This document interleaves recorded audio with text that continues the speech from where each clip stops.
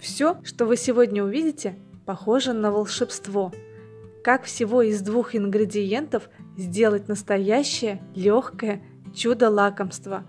В меру сладкое, с приятной и легкой кислинкой. И такое нежное. Это действительно чудо превращения. А остановиться и не съесть дополнительный малюсенький кусочек просто невозможно.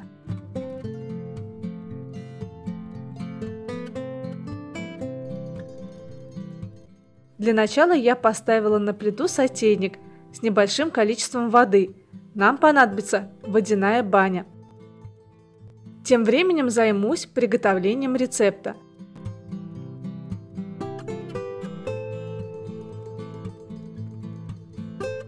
В миску перекладываю детское яблочное пюре. У меня 3 баночки по 120 грамм. Консистенция такого готового пюре однородная, воздушная, но также можно легко использовать домашнее яблочное пюре из своих яблочек.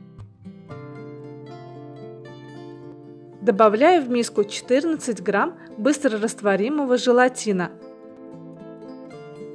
Всю массу перемешиваю и оставляю желатин набухнуть в течение 5 минут. К концу этого времени масса загустела, желатин приобрел форму крупинок.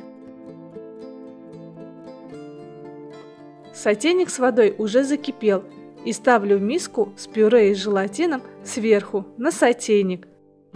Как только желатин стал распускаться, пюре становится однородным, как и было в первозданном виде.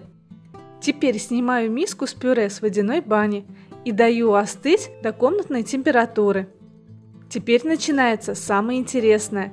Эту массу нужно взбить с помощью миксера.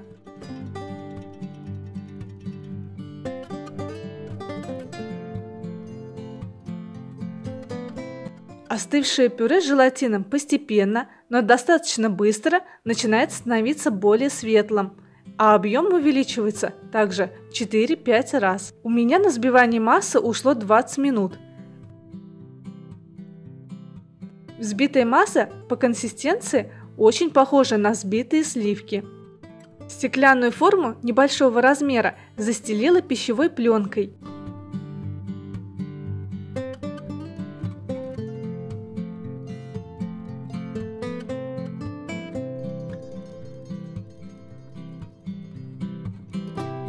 Вся масса разложена по форме, и теперь убираю ее для застывания в холодильник, но не более чем на час. И вот через час десерт отлично застыл. Аккуратно извлекаю пищевую пленку. Вы только посмотрите, какой он высокий и красивый.